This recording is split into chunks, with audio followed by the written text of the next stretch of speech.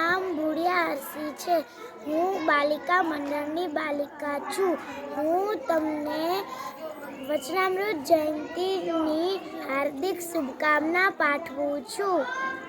અમૃત એટલે વચનરૂપી અમૃત. જેમ અમૃતથી અમર થવાય છે તેમ ભગવાનની વાણી જન્મ મરણથી રહિત રહેવામાં આવે છે.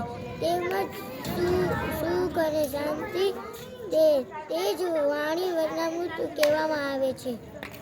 વચનામૃત એ ભગવાન શ્રી સ્વામિનારાયણ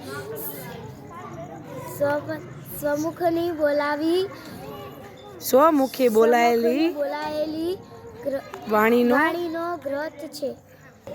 વચનામૃતમાં કુલ 404 પ્રશ્નો પૂછવામાં આવ્યા છે.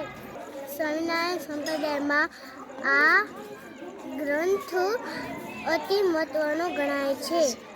આ વચનામૃત ગ્રંથનું સંકલન જે 5 સંતોએ કરેલ એ સંતોના નામ જણાવો. મુક્તાનંદ સ્વામી, ગોપાળાનંદ સ્વામી, નિત્યાનંદ સ્વામી, બ્રહ્માનંદ સ્વામી અને સુખાનંદ સ્વામી.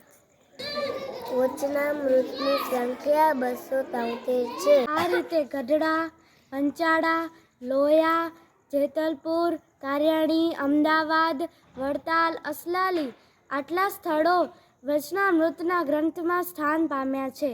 અમૃત સ્વામિનારાયણ સંપ્રદાયનો અતિ મહત્વનો અતિ પ્રસિદ્ધ ગ્રંથ છે. આ ગ્રંથમાં સ્વામિનારાયણ ભગવાન અને તેમના આશ્રિત સંતો અને સદગૃહસ્થ વચ્ચે થયેલી આધ્યાત્મિક જ્ઞાન સંગ્રહિત કરવામાં આવી છે. આ ગ્રંથને કઈ સાધકોનો અરીસો કહીએ તો કઈ ખોટું નથી. જય શ્રી સ્વામિનારાયણ.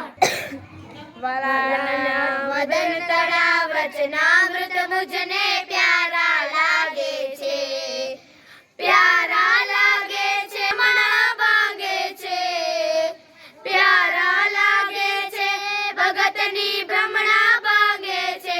વલાના વદન તળા વચનામૃત મુજને પ્યારા લાગે છે, વલાના વદન તળા વચનામૃત મુજને